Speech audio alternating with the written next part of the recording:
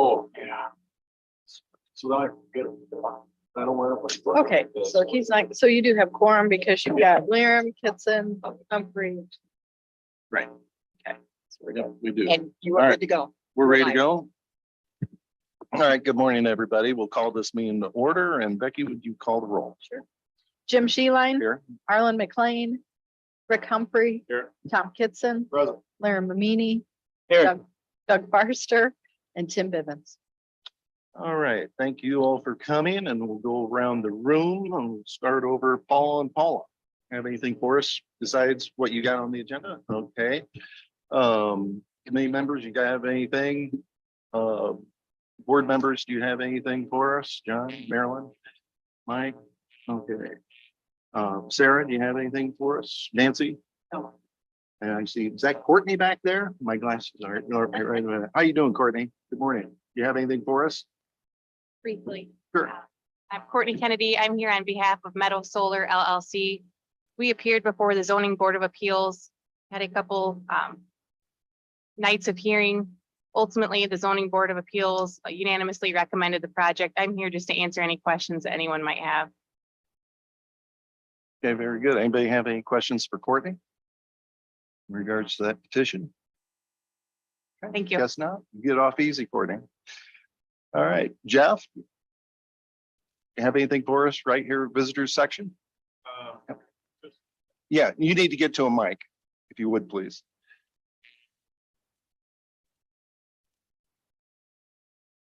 Good morning, Mr. Chairman and members of the committee. Jeff Stouter with Crider Services. And I'm just here to say we'd still love to have the county support at $250,000 for attempt to keep the golf course open and employ a bunch of people with disabilities here in Dixon. I know there have been a lot of questions about that project. I have business plans if people want to see them. I emailed Marilyn last night a copy. I think there is some question about, is it viable? Can you do it? And the bottom line is it is viable, and it's a great opportunity to not only keep an amenity open in Dixon for economic development and opportunity, but also to employ 40 or 50 people with disabilities working around the golf course and in banquet center. And we've got a plan to put a big tent up that would allow for 500-person events, which is something you can't do easily in Lee County right now. And for us, it would be potentially a small revenue source for us every year. But the other thing I want to say is there is a place in upstate New York that's done this. It's not new ground we're plowing. They've been successful at it. They employ a lot of people, and that's our mission, right? Is to make lives of people with disabilities better. So I think it does a lot of things. The city is committed to the project. The state is committed to the project. There are private investors committed to the project. It meets our mission. It improves our community. It keeps an amenity intact and checks a lot of boxes on public-private partnership and using ARPA money to promote economic activity, which is important, and especially important for people with disabilities to have employment opportunities in the community and have an opportunity for the kind of normal activity that all of us take for granted every day. So happy to answer any questions. I got some handouts for people if I can hand them around. Yeah. Thank you, Jeff. Email last night. I still have one question. Okay. Is either going to actually own this facility, or what? I guess in the event that he doesn't, we talk about the rule. So Crider will own the facility. Now we will bid out, golf course management and food and beverage and those things with the expectation or the requirement that people would employ folks with disabilities in part of their operation. Because we don't know how to run a golf course, and we run a cafeteria at our main building, but we're not bar owners or food and beverage people. So we would, our rules require us to competitively bid things like that out. So we'd own the course, and with the investment, I'm certain it'll work. When the course went private, or when it went from being the country club to Timber Creek, they were doing enough rounds to be sustainable, but you can't overcome that infrastructure input, right? Like with a lot of things we haven't, like the theater or any other thing, that overcoming putting $1 million into an irrigation system and a pump house and dredging the pond out there kind of kills off any ability to pay the note off if you were to borrow for it. So it's like a lot of things around town, you just can't business wise overcome that initial input, which is why government puts a lot of money into operations like that. But from that point, I'm not worried about us being successful. There is a problem, but it would be owned by Kreider. We would have it. Wouldn't, and we can't sell it to somebody else very easily, right? There's it's hard for a nonprofit to flip a piece of property for a lot of legal reasons and kind of ethical reasons. So it would be Kreider Services.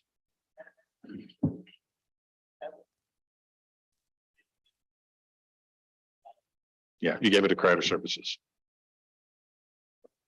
Paula, you had a question? Yeah, I had a question. I'm Paul, I'm the treasurer. Uh-huh. Have you guys considered doing a capital campaign, getting more community support from this? I We know you have some a investors. couple 100,000 pledged and a couple 100,000 on the hook. So Okay. as part of this, we're looking at raising, Jim, what do we got as a target?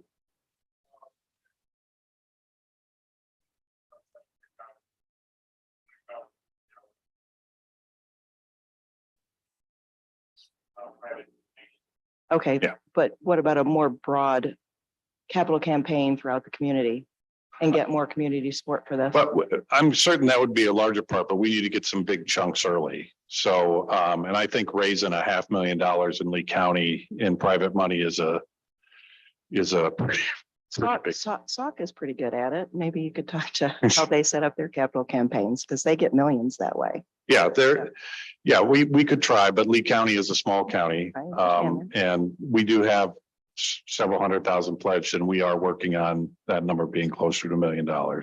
My concern, and I don't get a vote on this, and that's fine, but I am a taxpayer and I live here and I pay quite a bit in taxes.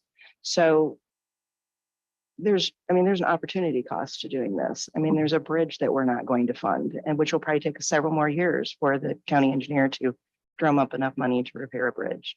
There's an opportunity to spend money on it, on matching a broadband that would bring broadband out to our rural areas, which also is an amenity that is very much needed in this community. So that's why I was thinking that maybe there was another opportunity to do more of a broad capital campaign. Yeah, I'm sure there will be more broad.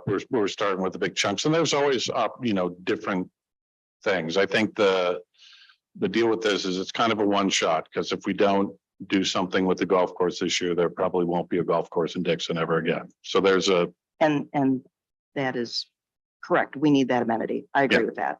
and I think before I was in Dixon, I was deputy director at the Department of Commerce in Springfield, and did a lot of work on small town economic gardening and looking at small businesses, not big businesses. And one of the things when you look at communities, it's a strange mix of things that make places successful. And Dixon has been very successful in economic development, but it's, you have decent schools, you have a cute downtown. We've got a river, which is very helpful, that isn't covered with factories like in Sterling. You've got a golf course, there's some talk about a pool again. We have a walkable downtown. We've got bookstores and coffee shops and things. And a golf course isn't one of those things where someone says, I'm going to move my business, or I'm going to move to Dixon, or I'm going to take a job at KSB or one of the engineering firms. But if you don't have it, they might not come. So I think it's a weird little thing that fits into that mix of economic development that once you lose it, you're not going to get it back. And so I think that's the part that figures in. And for me, again, the employment of people with disabilities is very important. And personally, I got a kid with disabilities who's in transition program at Dixon right now. And I think, she'd probably be really good doing some things out there. She's personable. She's got a farmer's market stand on Saturdays. And it would be a great opportunity as a parent for her. So I do have a self-interest in that part, certainly. But I think that, they all opportunity costs. The one thing with having the ARPA money is that, there is potentially more infrastructure every year for roads and bridges. Broadband funding goes up and down. But this is kind of a one-shot deal, and it fits into that ARPA basket of economic development and economic activity. Very good, Jeff. You'll have an opportunity to speak as we move through the agenda and get to that part. Mind if I, No, go ahead, please do. I'll move on. Yeah, Tom, go ahead. One question, Jeff. Is the money from the state approved yet? yeah, I got the paperwork on my desk. So all this money and the city money is approved. The city money isn't approved. Mary Oros is here from the city council. And they're, have a pretty strong commitment. But I to the guess project. ultimately, if this was approved and the deal didn't go through, what happens to the money? We would never get the money from you, because I assume, like in most things, so we got some ARPA money for generators and some improvements in our group homes in Rock Falls through Whiteside County. We have to show them invoices before they send us the money. So if it didn't go through, that $250,000 would be right back on your plate. And we'd be a little more sad, but it wouldn't go into some, empty hole of you don't get anything out of it. So yeah, we'd have to show, I assume, that we spent the money or had the work scheduled and ready to be done. Any other questions for Jeff? Okay, Mary, since you're here, ask you to come up and speak for the city. Hello, thank you for allowing me to come and present today. I'm Mary Orris. I obviously am a councilwoman for the city of Dixon. And I just wanted to come and share some of the deliberation pieces that we went through and the process that we went through to come to the decision to make a commitment of $400,000 to this project. And I will tell you that it wasn't an easy decision. So as I'm sure all of you do, feel a great responsibility to our community and to our taxpayers to go through this process, because we too have a ton of projects that we have been, putting together our kind of community initiative and kind of our 5-year, 10-year plan and things that we want to accomplish and things that aren't done yet. So this is a significant ask, but as we went through and had many hours of deliberation, we came to this conclusion. For us, and I say us as the council, and I've talked to council, so I'm comfortable in saying that the majority of us have all come to or feel this way. That we believe that Dixon we want Dixon to be the place where you want to live, and so in those pieces, there are a lot of other factors to consider. Part of that's art and culture, part of that's education, part of that's outdoor recreation. And so all of these different amenities are important and are an important piece of the puzzle about what attracts people to live here. And while a golf course, for me, doesn't necessarily hold that spot alone, it is a piece of the puzzle. When you tie in a little bit, as Jeff kind of shared, economic development, and as we talk to many different businesses trying to retain people to come here. And one of the first things that they're looking at is, all of these different factors that I shared if they want to raise a family here. And those things are important, just as important as housing. And so part of that's part of it, part of the decision for us. And to go back to that, we feel that that's a piece of the puzzle, but I don't know if it necessarily would have held enough for us to say that we could commit that much just because of a golf course. So then you tie in the aspect of helping or assisting people and giving another quality of life aspect to people with special needs. And that, I think that we are, and I know that it sounds kind of whatever, but we are a visionary community. I mean, you look at Safe Passage, and we were one of the second communities in Safe Passage, the program with the police department, to do something like that. And it changed people's lives. Does that fit the whole demographic of our community? Does that touch every taxpayer? No, it doesn't.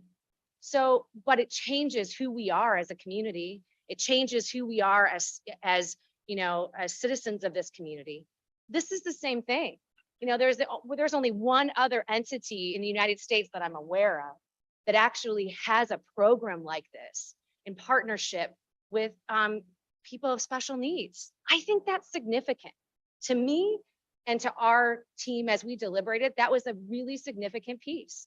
You know, it is not only adding to keeping our golf course here, it is adding to the fact that we are embracing this concept. We are being a visionary, embracing this concept. The second, you know, again, the second organization in the country. And three, for us, now, so then the next question that we deliberated is, this is a significant piece of our ARPA funds, because obviously we retained less. And so my question was, does this touch 25% of our taxpayer base? And we went back and forth with that. I will be honest. I do believe that the addition of the facility that is in the plan for having a community event facility is a big piece. And for me, that helped get me over the threshold of being able to make a vote to commit to that. We have no place in Dixon that can house an event space for 500 people. We lose people to Barnacopia. We lose people to, and I'm talking about the city, you know, city taxpayer dollars. I'm saying, you know, we lose people to Deer Valley. We lose, and there's a ton of events. And when you look at driving, hotel motel tax, when you look at all of those pieces and how that comes back in, for us, that was pretty significant. And that was a big part of our ask to this organization and to Kreider to say, we need to see your timeline on and you know, some more information on that piece, because that's a big piece of tourism for us. And so with all of those things together, for us, that's where we come to the point where we believe that this is a project that was worthy enough to take precedence over some of the other things that we have in place. If you have any questions, I'd be more than happy to entertain them. Yes, sir. Yes. Oh, sorry. Lynn. Said this was ARPA money that the city has received for the 400,000, used ARPA money for this. That we would be allocating ARPA money for this. Did the city of Dixon, I know this off topic a little bit, but since we're talking about ARPA money, the city of Dixon use any of the ARPA money for the small businesses like the county did? Small business grants? We did. In fact, if you remember, very early into COVID, we had 2 rounds of small business ARPA grant funding, not for this big allocation. That was an ARPA. Okay, so no, then I will tell you that, no, we did not use that piece. Okay. But we did invest. It wasn't ARPA funding, but we did invest close to, I believe, 400,000, almost $380,000 back into small business grants in the community. Tom? Barry, I think Kreider's a wonderful organization, okay, and Sure. where the way it's grown over the years is fantastic. But is the public in Dixon aware of this 400,000 yet? Has that made the news media? Because I would think the guy who lives on that street that needs repaired is, and up and down the street, I think he'd be 20-1 opposed to this, and I would think they'd be calling City Hall or calling you guys personally. That's a concern I have. It's Sure.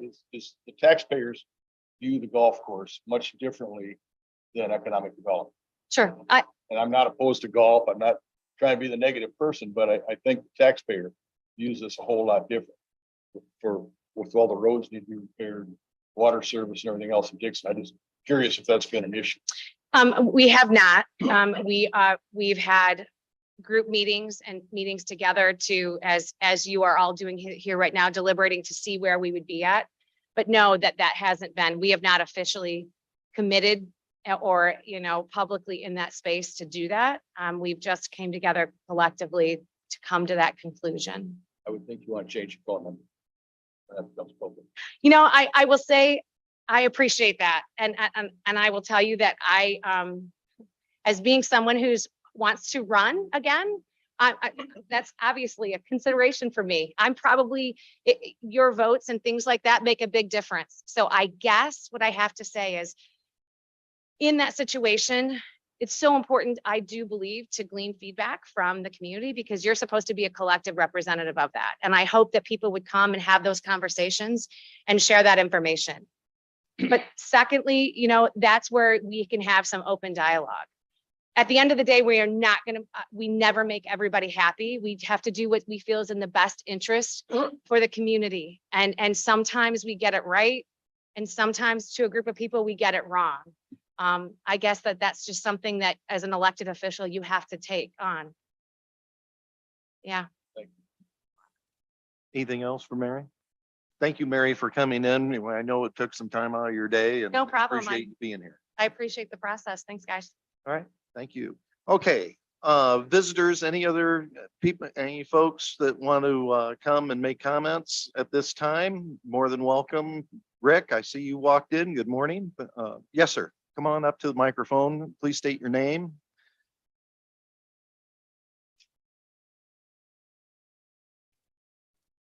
Hi, my name is Don Bach and I'm on the board of directors for Kreider. Not only am I a board member, but I'm a father of my son Taylor, who is provided services by Kreider. The reason I'm here is to kind of give you a picture of where Kreider stands today. Kreider's been a great organization for this community. We serve about 600 clients. We employ a lot of people in the community in the surrounding area. Kreider is struggling right now. We have not had a rate increase from the state of Illinois since I've been on the board. I've been on the board 18 years. So if you can imagine your rent, your utilities, and not having a rate increase in 18 years, you know what that does to your budgeting and your budget. So we are number one, looking at revenue sources. We think this number one can be a great asset to the community, but a potential source of revenue for Kreider moving forward long term. But more than that is the opportunity for the individuals that we serve to be employed. We project 40 employees to be at some point, some full-time, some part-time, individuals with disabilities and veterans is what we're asking to be employed at the golf course. So with that in mind, I'm just going to kind of tell you a story.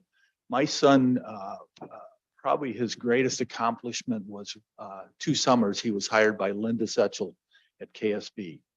They gave him an opportunity to work in the dietary. Anyway, it gave him a sense of belonging. You know, too many times people with disabilities don't have a voice. They're the last ones to get hired. They're last ones brought into normalcy. That's all they're looking for. So that opportunity that Taylor had to work at KSB for those summers was phenomenal. And the interaction, he became part of a normal society when he was at the hospital. Upon his, you know, he was going to a school at that time. At the end of the summer that he did his volunteer work at the hospital, at the end of the summer, they had a big party for him. And the smile on his face was so big because they did it because they cared about him. And not in a feeling sorry for a person with disabilities way, but in a congratulatory, you're part of our team way. And that meant the world to me. And I think that's what we have the opportunity here more so than anything. You know, I think it'll be great for the community. I think it could be a funding source for Kreider, but I think we can touch lives, not only those lives of the people with disabilities, but for all those golfers and all those people that interact with the people with disabilities. Because I think you'll see is that it's a different aspect. Your views coming away from people with disabilities if you haven't been involved with them on a regular basis. This will actually open, I think, our community and as Mary put it, very forward thinking. Thank you. Thank you, Mr. Park. Yes, Mary.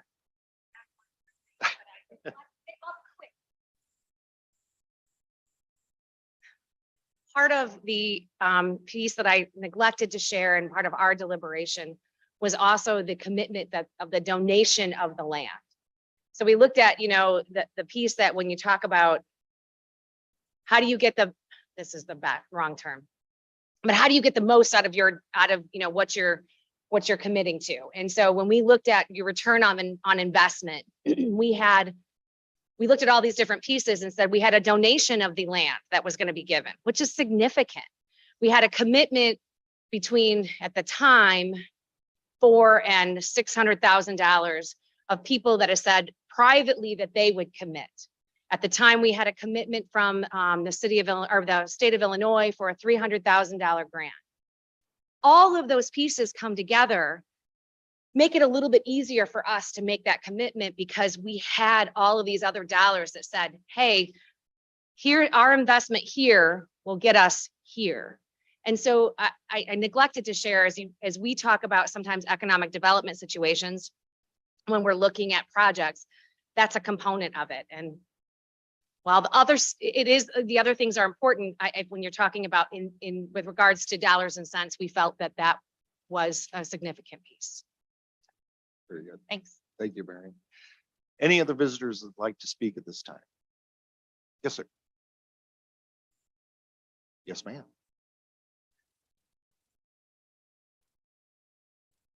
Hi, my name's Janet Lynch. I have no vested interest in the golf course. I don't live on it. I do golf, but not often enough to get my money's worth out of my membership. We have the ability to go elsewhere, and we do. Even though we've been members of the course ever since it's been revitalized, well, even before that, but we have the ability to go elsewhere, and we do. So my primary interest is the economic development. You have to have a golf course. You just have to have these amenities to bring people in. I think the city and the county has been going in the right directions. I support everything they've done, the park district, the new building, the new gymnasium, the development out on the south side of town. It's all wonderful and it needs to continue, in my opinion. Thank you. Thank you. Appreciate your comments. Yes, sir.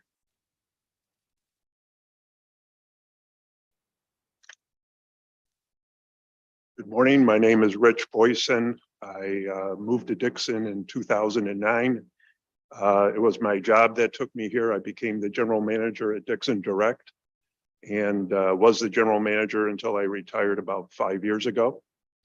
And I also currently work on the work crew at Habitat for Humanity. And I'm a board member on the KSB board. This is my 4th year. And my wife and I spoke to Marvin Williams about the last board vote. He was one of the no votes regarding this proposal. And he talked somewhat at length about return on investment, that the solar project, like, it was a better return on investment for the county. And he cited other capital projects that were under consideration. And he was concerned that the return on investment for the golf course Kreider proposal wasn't sufficient to warrant the donation. As a member of the KSB board, and Rick Correa certainly has been on the board longer than I have been, but on a monthly basis at the board meetings, we approve funds and/or hospital activities that relate to the community. And most of these things that we approve are money losers, but they're good for the people of Dixon, good for the people of the service area, and they're just good for the town of Dixon. And yet we approve them knowing that we're going to lose money. And in my mind, the mission of the Lee County Board should be somewhat similar. That it really isn't about return on investment. It should be what's good and what's right for this community. And certainly, I think not only for the community, but for Kreider Services, this would be a great investment. So I would appreciate your support. Thank you. Thank you. Anyone else like to speak? Okay, well, we'll move on with our agenda and we will next go to, we have the quarterly report from the treasurer. What, fine? Oh, the minutes. Yes, Minutes. yes, I'm sorry. Thank you. I'm getting ahead of myself. So we have the minutes from last budget meeting and last finance meeting. I'll entertain a motion to approve those. Moved by Mimini, seconded by Kitson. All those in favor signify by saying aye. Aye. All opposed, motion carried. Now. Glasses on. All right, budget wrap up. So Paula, go No, ahead. you're too far down. Am I too far down? Yeah. Oh, God. We're on the wrong agenda. Yeah, it's the treasurer's report. It's me now. All right, so your forms, your reports out there on board. I was just going to talk about the couple of the ones that are new to you. So the first page is the general fund. You've seen that before. Second page is all of your other major funds, solid waste, public safety, road construction. Those type of funds are in there, giving you the revenues and expenses. Next page in there is landfill fees. It's got the history of the landfill fees just for informational purposes.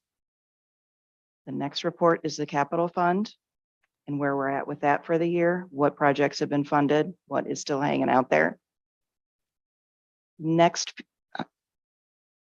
few pages are you guys trying to tell me something up there?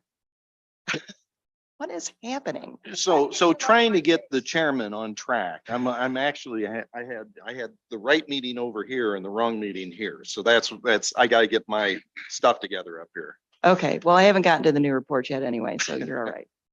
Okay, so then there's a couple pages of what? I had a question about the LEC tax. How's that been?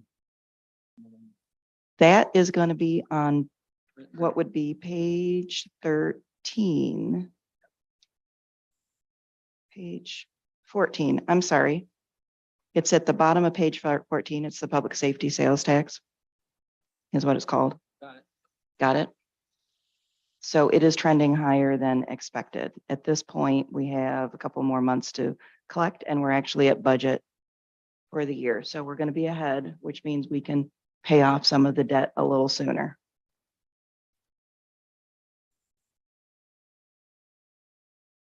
I'm sorry. No, thanks for letting me know.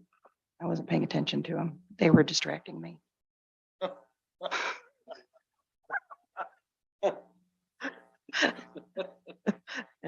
Okay, so then there's a page for grants. This next page is a report that you haven't seen before. This is all of the elected officials' funds. So the elected officials have revenue sources. They go into separate funds. And if you'll recall from the demystifier that I created for you and handed out several months ago, it will talk about each one of those grants and how they're supposed to be, or not grants, I'm sorry, funds, what the revenue source is, how they're supposed to be spent. So what I did is, like, I'll pick on Charlie because he's sitting here. The state's attorney is about in the middle of the page there. He's got, I think, 3 or 4 funds, maybe 5. I can't remember now. I'd have to go back and look. So I lumped them all together, but this will show you what revenues he's brought in so far this year in all of his funds combined and what he's expensed so far for the year. Same thing for me. I'm in the first column because I'm the most important. So I put myself first. Kidding. Anyway, I've got 2 funds. One of mine's indemnity. The other one is an automation fund for the treasurer's office. And so those are my expenses. So it goes across for each one of us elected officials and it lumps it all together. The last page is the one that Jim referred to last month that gives you the cash balances in all of the funds. I do again have some of them lumped together, like all of my treasurer funds are lumped in there, but this shows you as of the end of August, what money was in the general fund, the capital fund. So it's a very quick snapshot of the cash balances in each one of those funds. So again, it's actually probably a very helpful report for you. But that will give you, and again, I lumped together all the treasurer's funds, all the, all the elected officials, all of their small funds are lumped together. I did put the name of all of them. It's kind of in small print, but that will give you that information as to where we're at. And the agency trustee funds down at the bottom, the very last line, that is money that we are holding for other entities. It doesn't belong to the county because I know it's a big chunk of money right now. There's a lot of real estate taxes in there that will be, again, distributed. We distribute once a month. They're not distributed. So a big chunk of that right now is the real estate tax collection that we've got that will go out to all the other taxing bodies in the state. So any questions about that? Did I go through it too fast? Okay. That's all I have then. And there's Jim not paying attention again.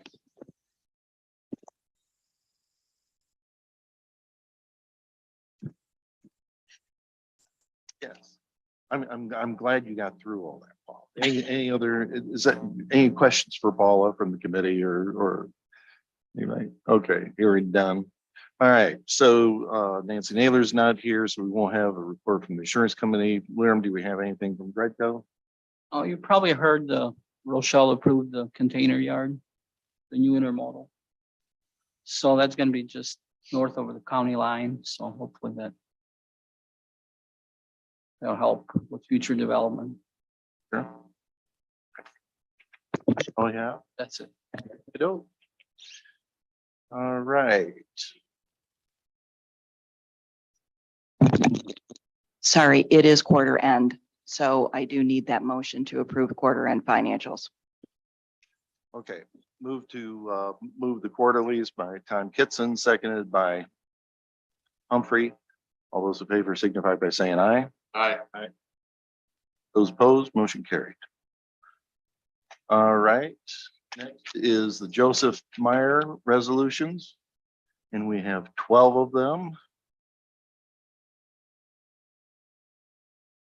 Have a motion to move that to executives.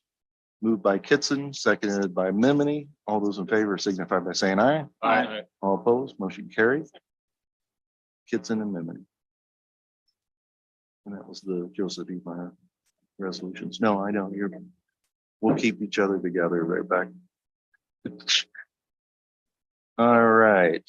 We don't have any old business. We have new business, the ARPA committee recommendations, broadband grant match funding. Wendy, do you want to take that?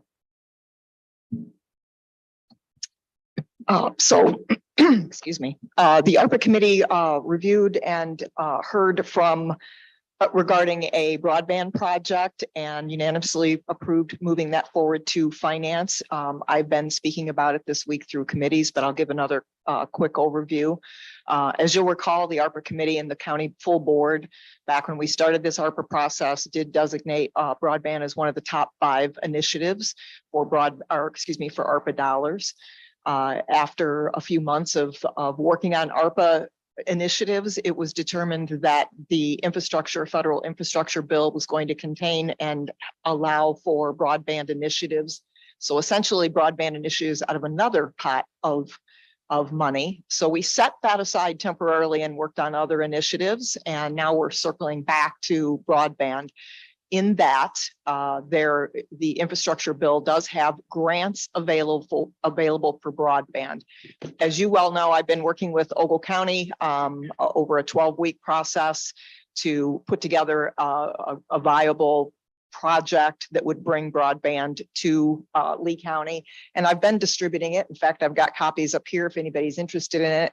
Also in your resource folder out for you board members, if you want to go out and tap into that, there's a folder now labeled broadband where you can tap into additional information. But the broadband project that's come back now, a regional project, including Ogle and Lee and approximately 5 other counties, is a grant, which is the deadline to apply for is the end of this month. So that broadband grant, we have a public-private partnership. The public side of this is the 6 or 7 communities or counties that are working on it. The private side of this is the Syndio Corporation is working on this project. They've done a lot of the engineering. They actually put together in your resource folder the actual cost by county. Like any grant, it requires some match dollars. The match in this case for broadband is about 30%. of which Cindy O, the private partner, is going to pick up half of that, and they're looking for the other half to come from the various counties. So Lee County's portion of this would be about 1.7 million dollars. That would be expended over the 5-year project. The ARPA committee made a motion and unanimously, or I believe maybe it wasn't unanimous, but it did approve by majority vote the project. However, they allocated or recommended to allocate 1.6 or 1.7, the total amount of the project come from ARPA dollars.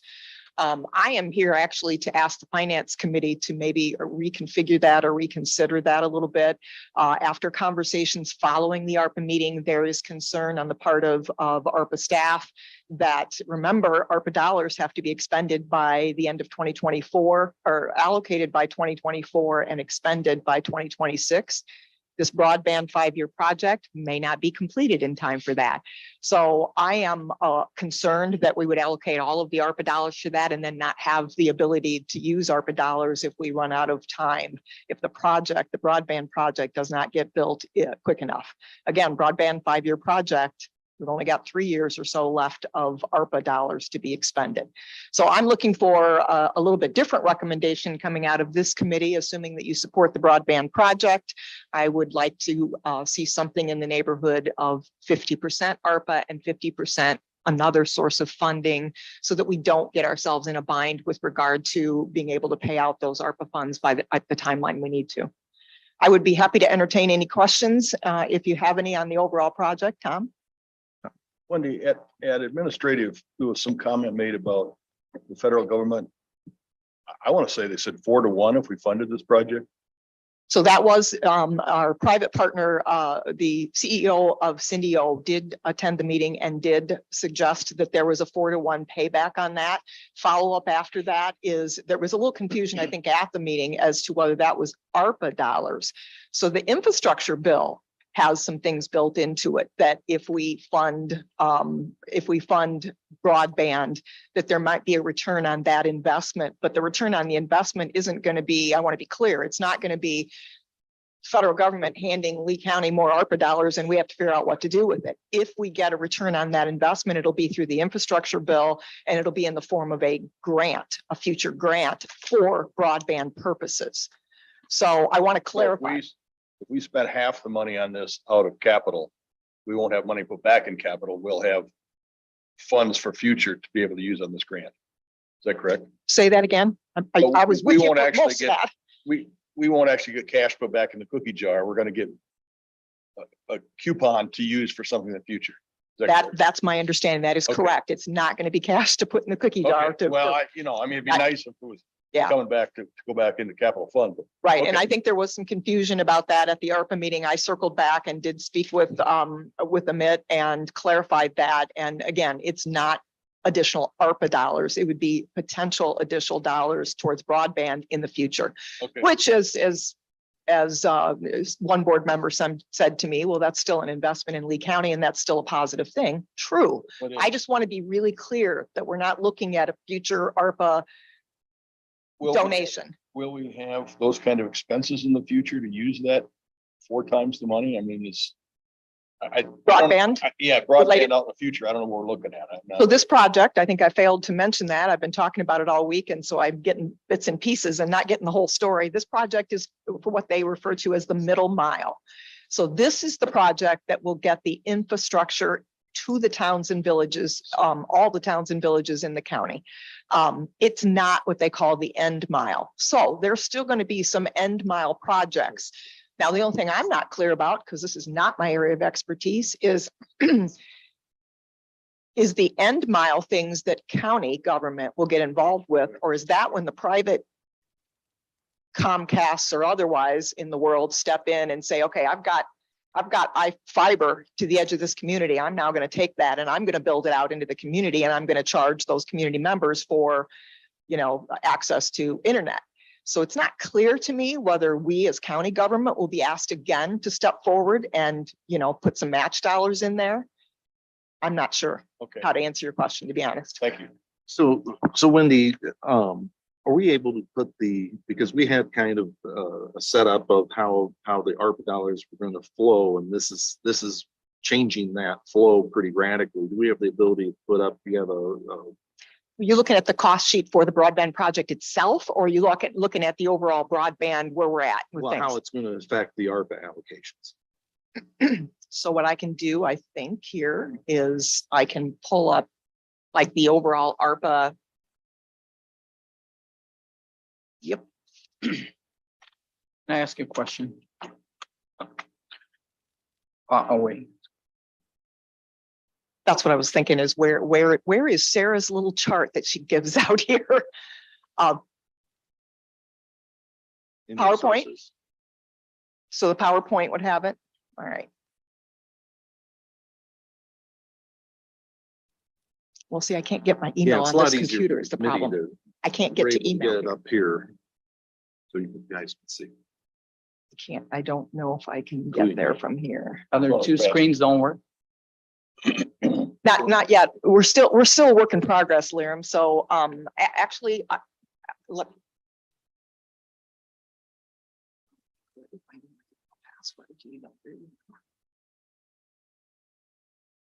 Yes, but he wants it on the screen. Well, unless if it's on board, then the guys can pull it up on board. That I can get.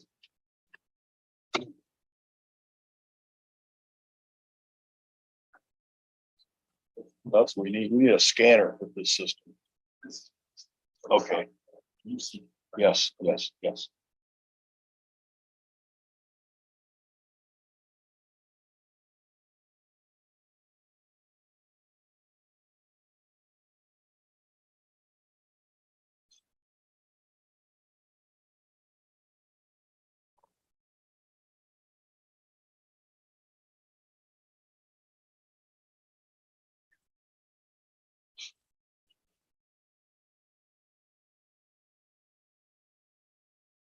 While Becky's getting us logged into onboard using this computer, I will share with you that obviously this is a work in progress. We've only got the one temporarily right now because this equipment is still all of our old equipment. The week of the 26th, they'll be coming in to install their rest of their equipment. That's when we're going to have the opportunity for the other screen. And we'll have this ability to be able to plug into things. Right now, we're still working on old equipment. Okay. So there's PowerPoint is.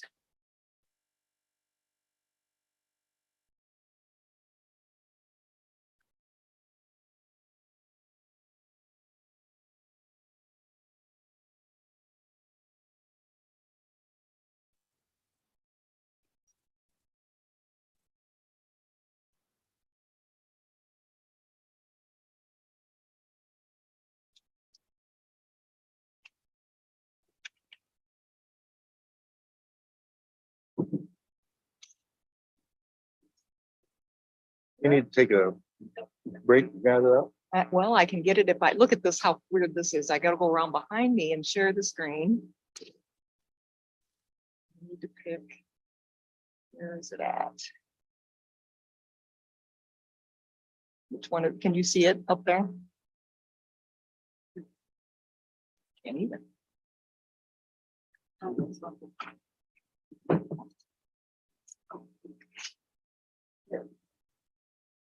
So I need to go over here with my mouse to this side. This is really awkward. Say share.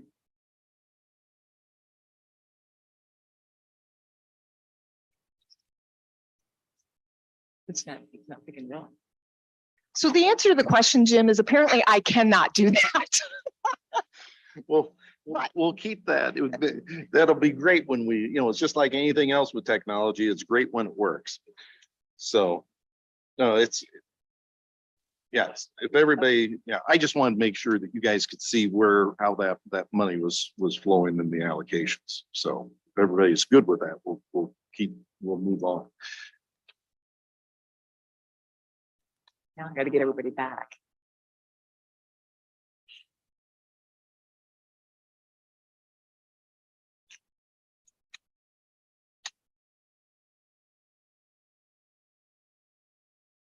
I can't even get to the share screen now, though.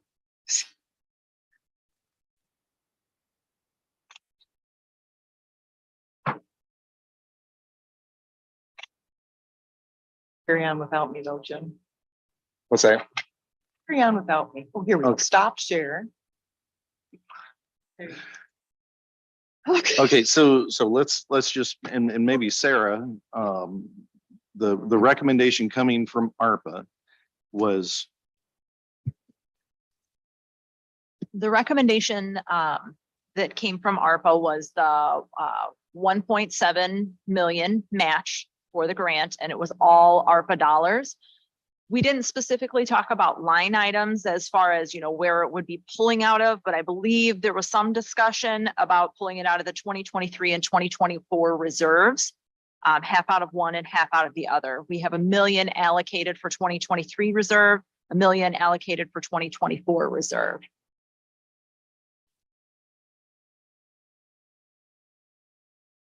lost Lyram. We need him back. But Wendy's saying that we may not have this done in time for that money. Right. So. So as Wendy had described, that it'll be up to us to make the recommendation to executive and then to the full board, how we structure that allocation. Rick, do you got a comment? Just looking at the capital projects that we had earmarked prior to ARPA money, I guess being taken, put towards this project. So I guess we go back to the original A, and then it is the general fund or capital money that comes to fund the broadband project. Sure. Does that make sense? Say that again. So originally in our ARPA, we had allocated some money for the capital projects we had within the county set aside, and there was like $800, almost $900,000, I believe, earmarked for those future projects. We, at the last ARPA committee meeting, took that money away. So that money was going to have to come out of the capital project, capital fund. So now we just go back to the original plan and fund those projects with ARPA money, and then we'll just have to fund the broadband with capital project. I guess that's, we'll see where we get the money from. Or you take the reserve that was set aside for 2023 or a portion of the reserve that was set aside for 2023 and 2024. And so in other words, fund broadband in part by ARPA, but in part by. Sure. But as Tom Wilson has alluded to, that there's a bunch more projects coming up, and that's kind of where that money was going to be going to. So, I mean, if the concern is being able to get it all spent prior to 25 or 26, then got to go to wherever the money's going to be spent first. Very good. John? I think. John? I think what Wendy's saying is that even though we have the money there in the ARP funds, we have the money there in the ARP funds to fund this broadband product, we may not have the money down the road and have the ability to allocate it out on a timely basis. So we're going to have to split it between ARPA and capital projects. And I was in the process of making the motion when we got off on a sidetrack to fund it 50% out of ARPA and 50% out of the capital down the road, because we have to have it spent by 2025 and they might not have it installed by then, and then we're stuck. So I think what you're going to have to do, Jim, is figure out where to get that money from. Right. And that's the job of this committee. And because this is a radical change, and I understand it's unfortunate that this kind of got thrown at us.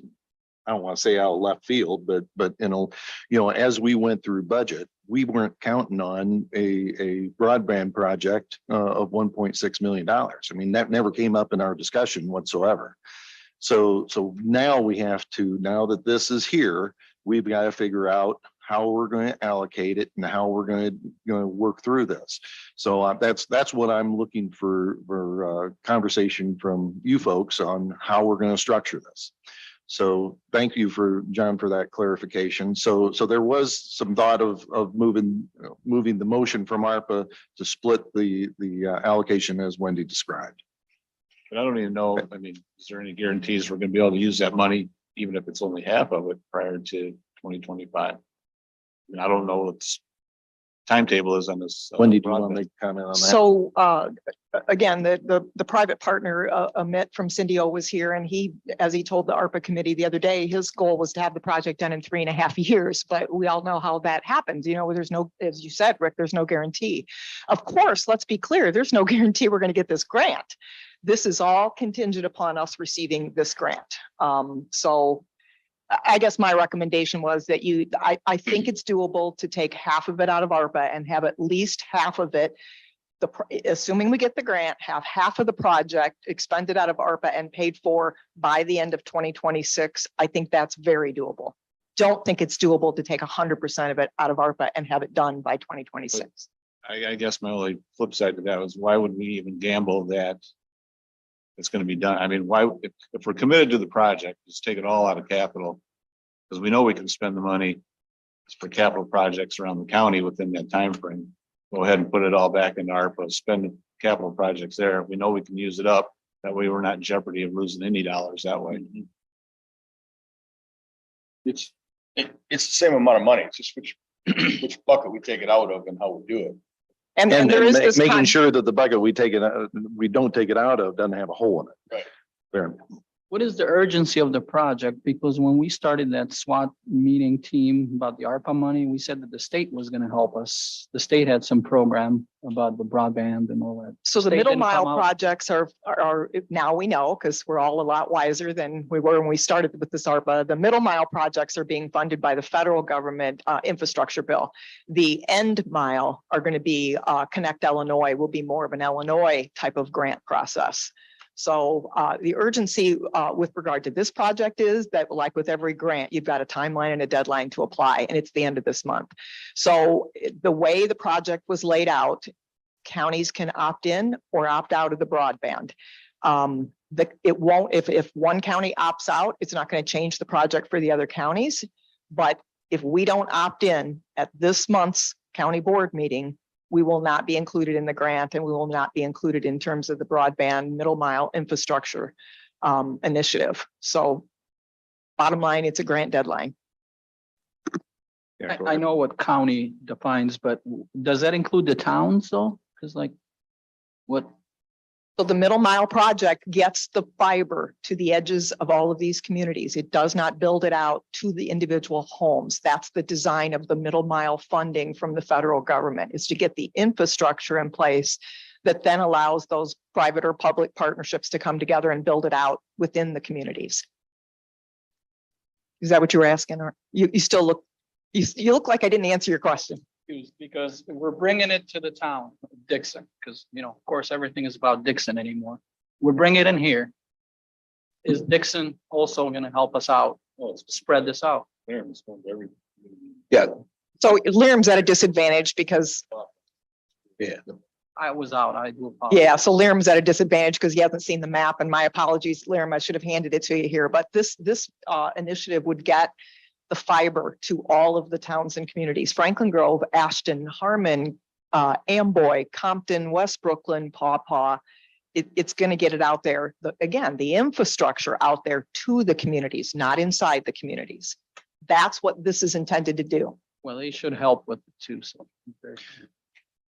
Well, I think we've had discussions of asking for whether or not there can be some participation in the cost with different communities. Now, Dixon already has fiber. What this is also creating, if you look at the map, it's creating the opportunity for redundancy. So if there's a line that's cut for whatever reason, that they can reroute, and so people don't lose service. There's value in that. So there may be an opportunity for us to come back to Dixon and have some participation.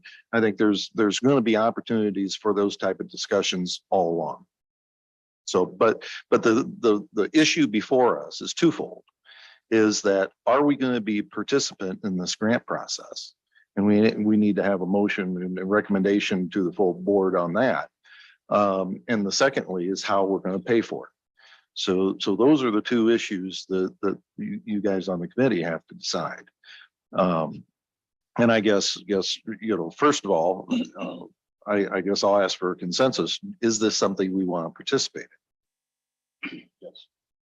So Tom, yeah, Well, I mean, it was one of our top 5 priorities, but again, that was back when we were looking at ARPA funds. But I guess if you're taking money from one pot to the other pot, it's really the same. So I think that the board as a whole committed to the broadband idea. So yes. clear. Okay. Okay. Well, my opinion is that I wish we could have been on the front door of this instead of the rear door, but but this is the opportunity. And as we've stated that this was one of the top priorities. And if you remember the discussion that we had in ARPA, and I think we have also had it here in this committee, was that how was, we made this broadband a priority, but how was it going to structure what we were going to do? Well, this is it. This is our participation, and this is how we get this done. I think at this point, at least it needs to be presented to the full board. If the full board doesn't, stand behind it, then they don't stand behind it, but at least they'll have the opportunity to speak their piece about it. So. Right. So, yeah, and that should be part of it. That whole presentation, Wendy, with the map and, because the full county board needs to understand, what we're doing here and the scope of the project. So I have been attending the committee meetings so far this week and kind of given an overview of that and distributing the map and the cost Excel spreadsheet. So I've been trying to get everybody updated and encouraging questions before we get there. But yes, I agree, Jim. Yep. So, okay, Tom. I think we're kind of in agreement. We want to make a motion, but I'm not sure if the motion should be, as Wendy suggested, half of it coming from ARPA, or should all of it come from capital and use that ARPA to pay other things, just swap it so that we're sure we get it, because we don't want to lose the ARPA money because it didn't happen in that time frame. So if you want to pull up on your resource folder, the Lee County Capital Plan for fiscal year 23, and the amount that you were referring to, Rick, was the court's HVAC ground and the court's HVAC roof. That amounted to $1.8 million roughly. So we could move that to ARPA allocations, and then that would give us enough room to.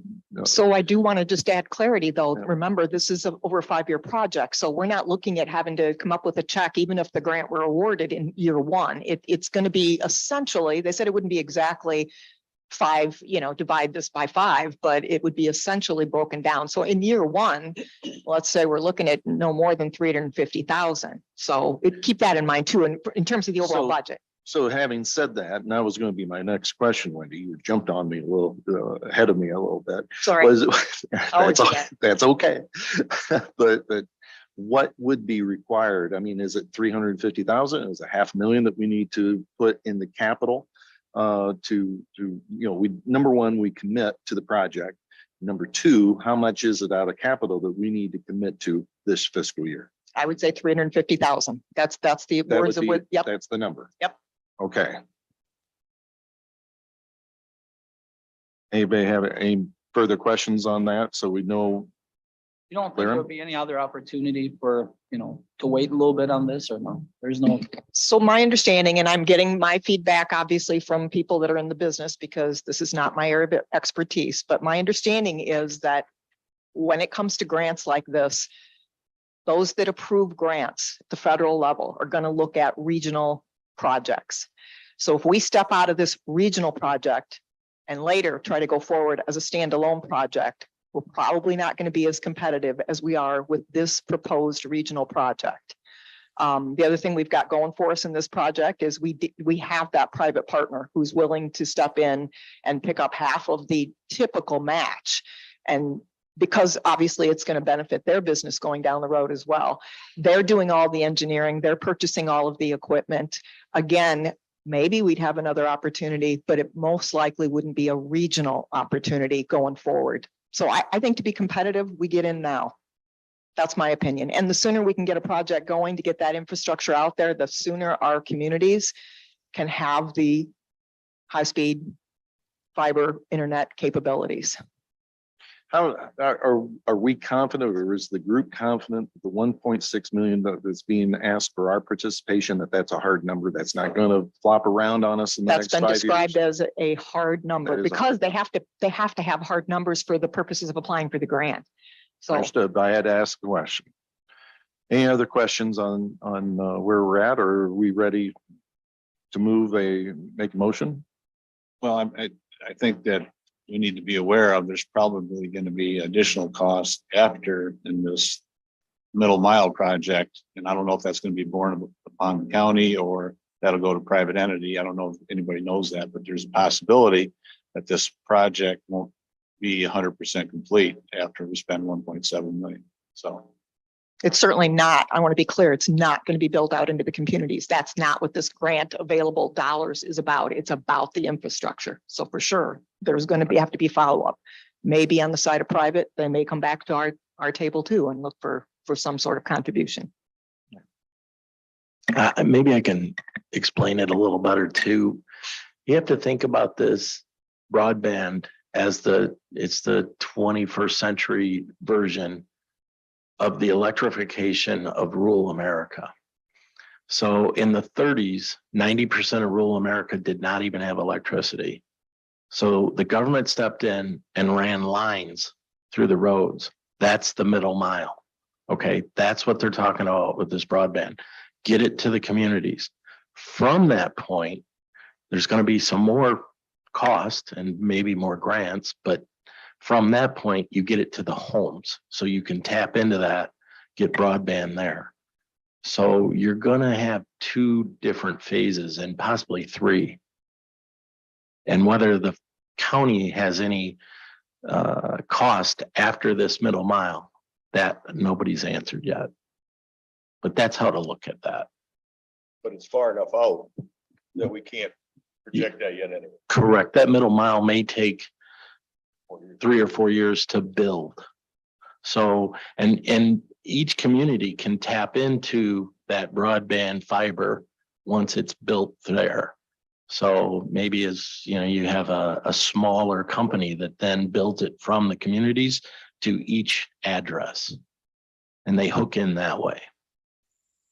So this is probably the question for Charlie. I mean, the way the process has been working comes from ARPA committee, then it comes here and then it goes to the full board. And so if we don't change pot of money per se, it just dies at the ARPA committee and the original budget would still stay the same. The money would stay allocated in ARPA and then we just have to decide if we're going to fund this out of capital money. Does that make sense? Or do we even have to vote on, I guess, what the ARPA committee was sending as far as a recommendation? Well, I think we need to make a recommendation to the board on how we're going to do the funding.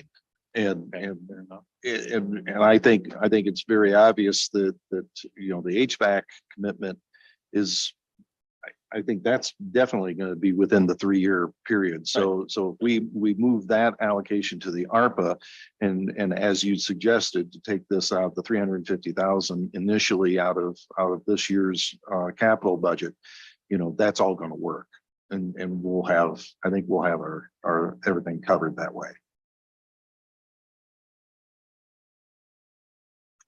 Fingers crossed. Is that what you're saying? I guess my question is still, I mean, what kind of a recommendation or a vote are we taking? And So I think with the type of Amendment motion that would come out of this committee to executive and to the full board would be that the finance committee recommends that the county supports the broadband plan and the grant funding for the grant application. And those dollars would be coming out of capital in the amount of $350,000. You have that motion back? Okay, there we go. As long as we have it on the recording. Okay, we have a motion by Humphrey, seconded by Kitson. Any further discussion? Hearing none. Yes, sir. To amend that to say that the capital or the ARPA money that was going to go to that will go to other projects, or is that going to automatically happen later here when we take ARPA money to cover the other projects? I think that was simply a recommendation from ARPA and this committee controls that funding. And so, I think the next ARPA, let's see, do we have another ARPA meeting scheduled, Sarah? Until November. Not till November. So really, Okay. we'll be fine. Okay. All right. Any further discussion? Questions? All those in favor signify by saying aye. Right. All opposed? Motion carried. I think we need to take a 5-minute break. For those of you folks in the back, please bear with us a little bit, but we need to take a little bit, a 5-minute break. So we'll reconvene at 1:15. Rick, I need to talk to you.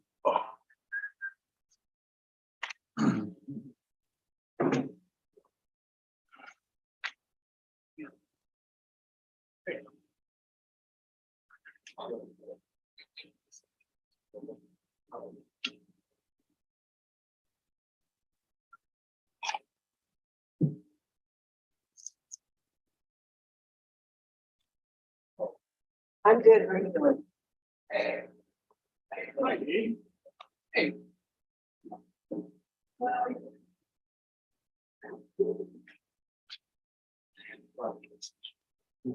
Not as far as I know. They just had that standing one on there.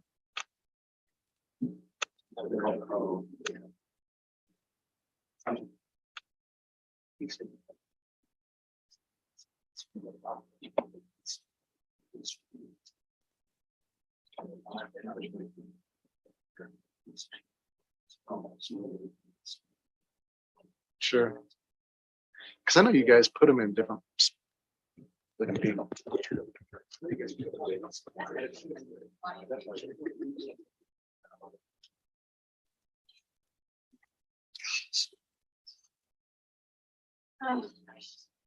Trying to think of the.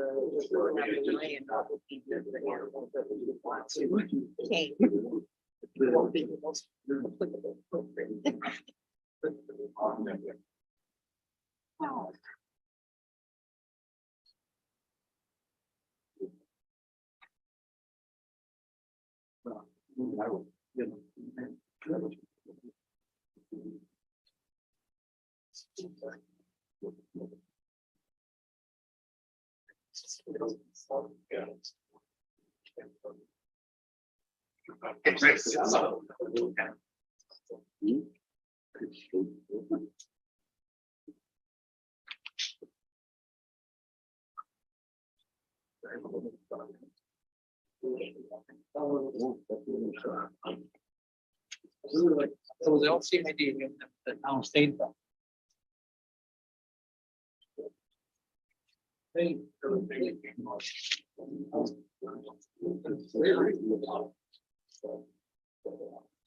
Yeah.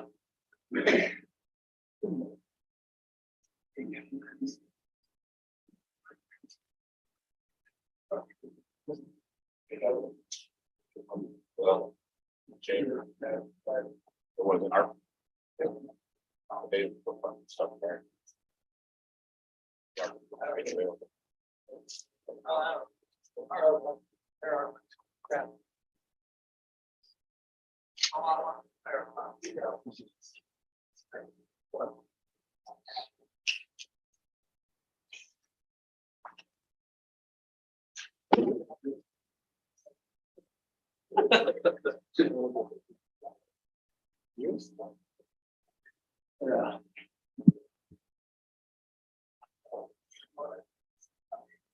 I know.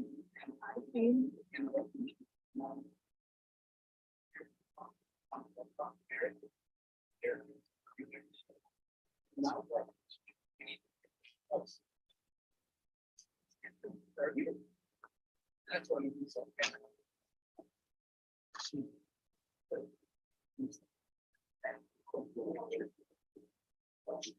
Yes.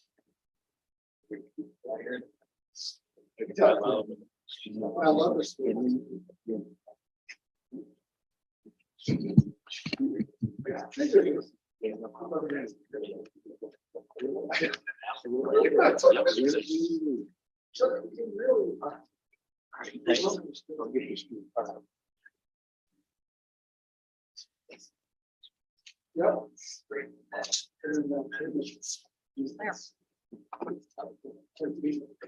Oh, yeah. Okay, okay.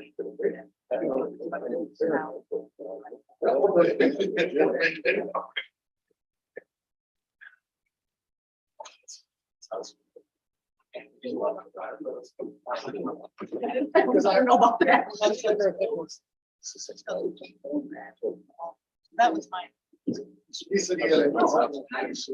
Ah, I like that.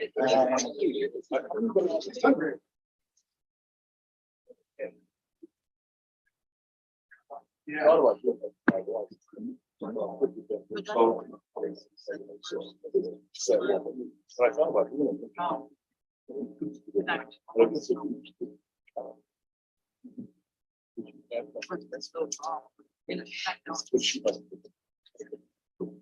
And.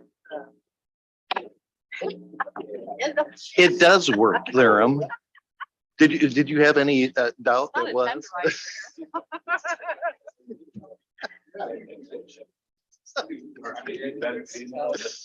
Oh, okay. It's 3 minutes past when I said we were going to reconvene. So let's reconvene.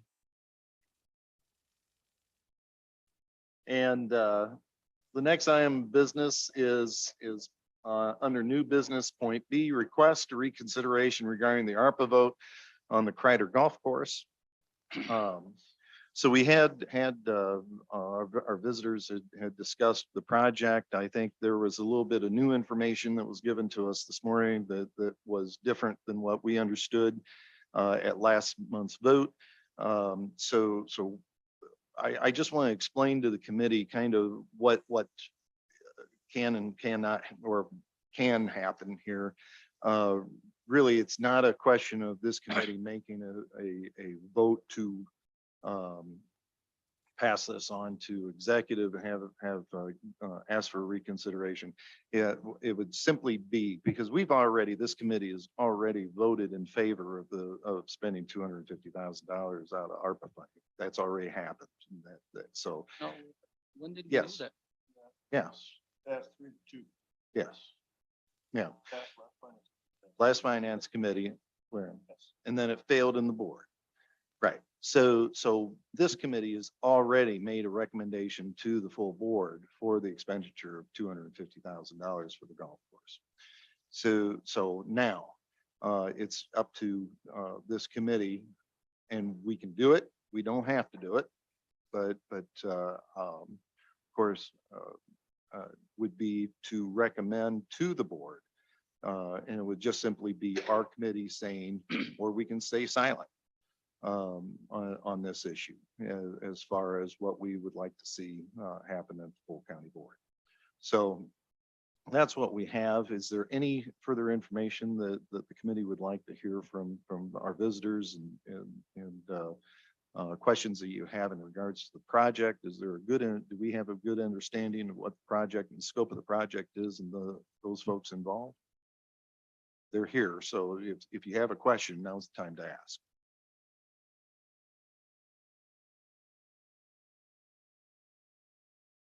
Okay. Yeah, Mr. Chair, Tom? maybe just a little bit of a definition. Sure. Of I believe they said 40 jobs that the clients could. I'd just be interested. Are those like food service jobs? Are they, Jeff, could you answer that question for us? Yeah, I can answer that. So when you're talking about employment of people with disabilities, and the other thing I want to say is that we have group homes in Ashton and Amboy and Franklin Grove, and folks that live in those places could benefit from this. So it isn't just a Dixon specific thing. But when it comes to jobs on a golf course and talking to the folks out in New York that are doing this, the beauty of golf course, even though it's seasonal and we would have banquet facility that would offer some food service kind of jobs and back bar and all of the things that go along with that. And we have a lot of people working in those kind of jobs around town. On a golf course, picking up sticks, raking, we got guys that certainly could mow the rough parts of the course with some training. They mow for us right now on John Deere tractors. So it's the thing that is beauty of the golf course is that there is a variety of jobs. A lot of them are really low skilled, but would helpful.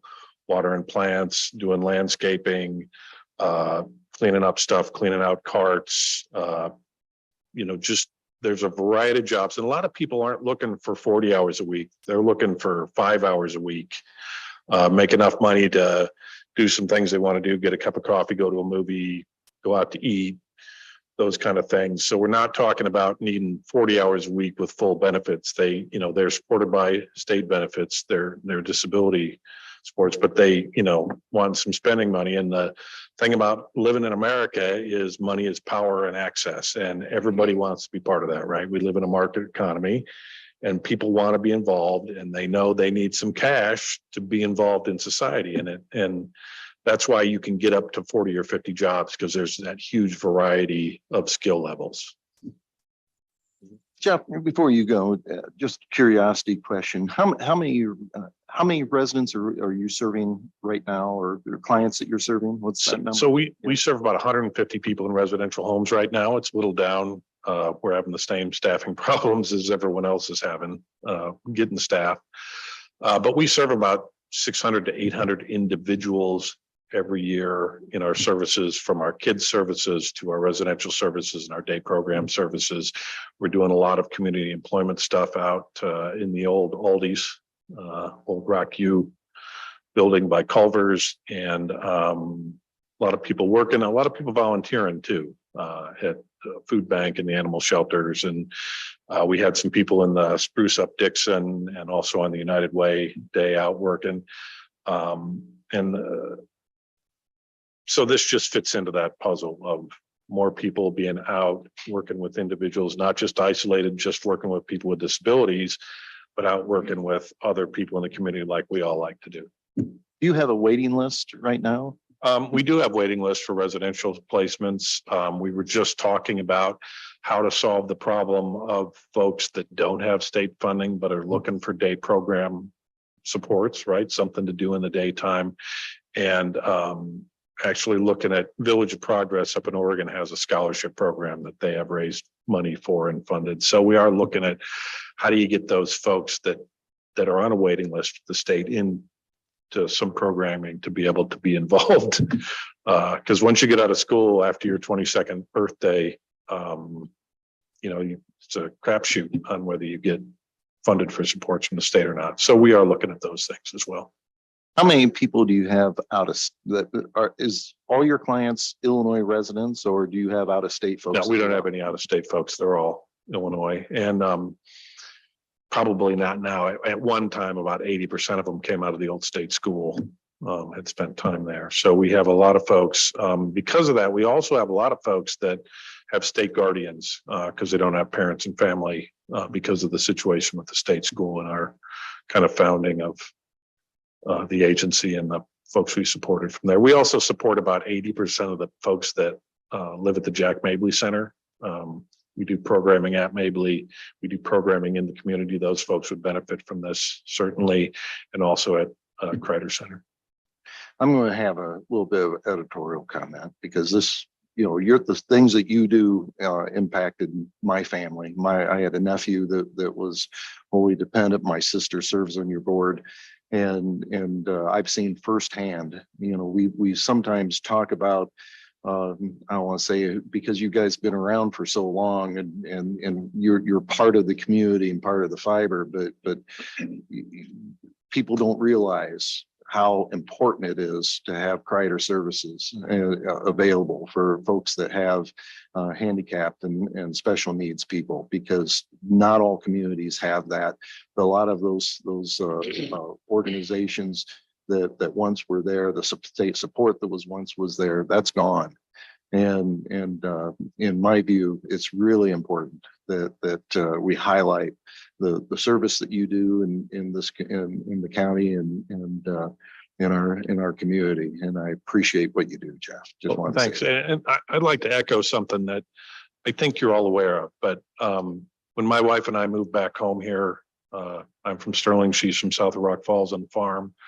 We had a chance to move back home 12 years ago, and we were looking at where we wanted to live, and we could have lived anywhere around here. One of the really strange things about Lee County and Dixon, and I've been to group homes in places all over the country, Lee County and Dixon, Illinois are very great places for folks with disabilities.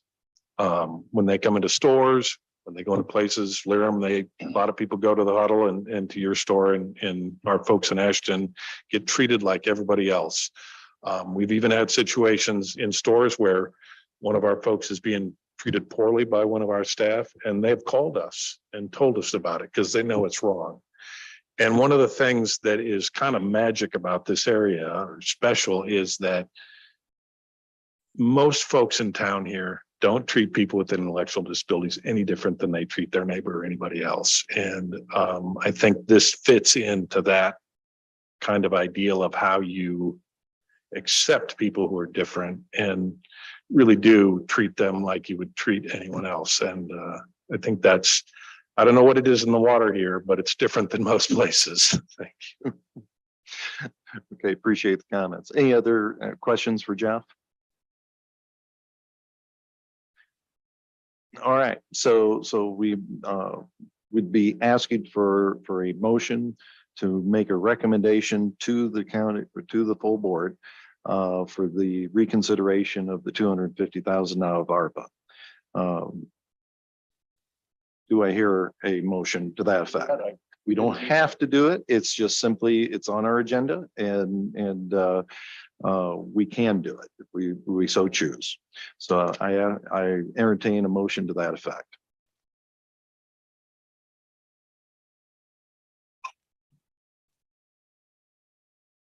Hearing none.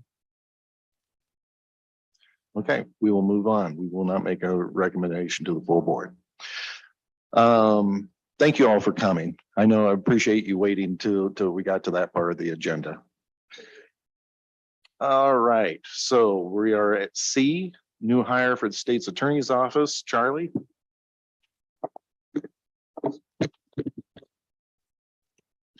Thanks, sir.